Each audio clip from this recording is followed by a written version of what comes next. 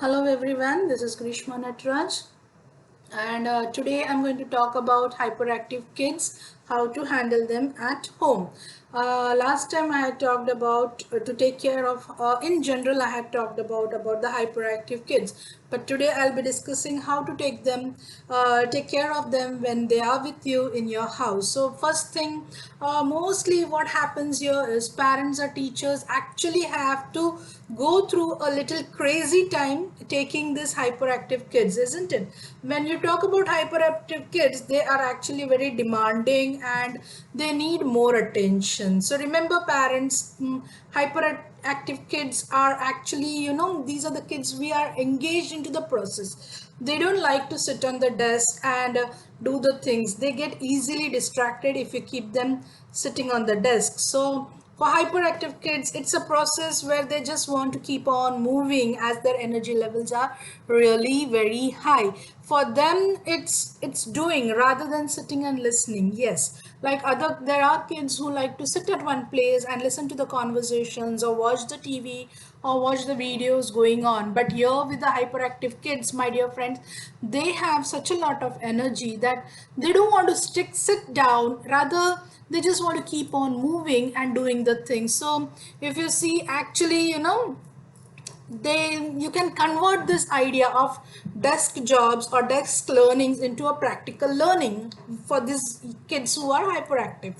So talking about here now, I want to say, like, for example, if you have an hyperactive child in your house and he is into a preschool or a toddler's age and you want to make him learn about the vegetables and the fruits, that time, my dear friends, you can ask your child to get into the fridge and bring those fruits or vegetables which are stuffed into the fridge. So this way, what will happen, set a timing for them. Yes, if you keep the timings from them, they will be very active, because as I told you, they like jumping, they like doing things, they like going around the things because they have that much of energy levels. And as a parent, you want them to get tired and relax and sit, isn't it? Mostly we think, kab thakega ye ladka, kab baithega, kyun nahi sunta hai?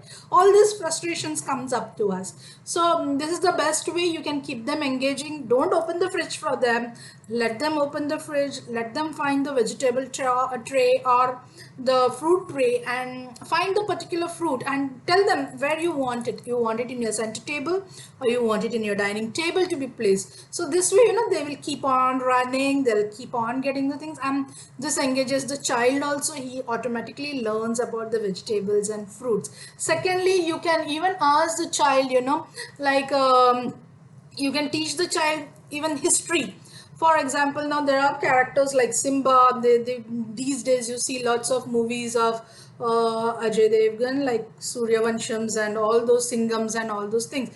Kids may get attracted towards the histories and some characters of histories like Jhansi Lakshmi Bai and all those things.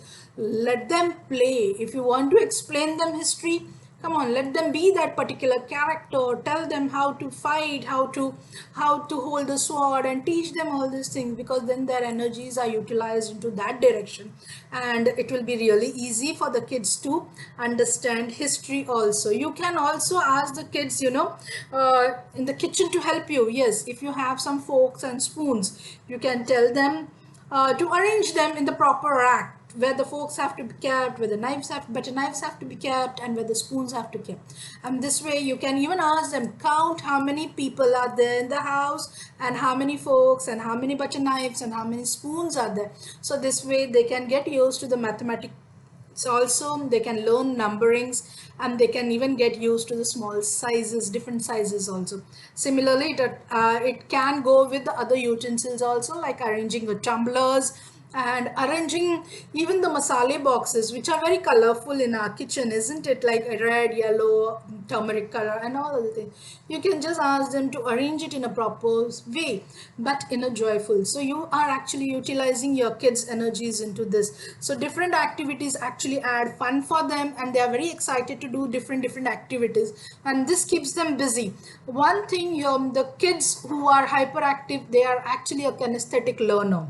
Remember this, my dear friends, because they want to follow the process and do it. They want to actually go feel the things and then they learn it. And that's the best thing I would say in case of hyperactive children. So you can actually, tell them, okay, today is Monday, so do you want to wear a red and blue shirt, red shirt and a blue pant? Please go and pick it out. It's drying there on the rod, so you can just pick it up. So let the child find out the colors. You just tell them, this will enhance them their intelligence also towards the colors, and ask them to get it towards you so that you iron and give it to him. So this way, what happens, you keep on applying some new techniques. Like you can ask them, go and find the potatoes, or you can hide their soft toys or their favorite cars somewhere, and tell them, please go and search it and pick it up and keep it in your box.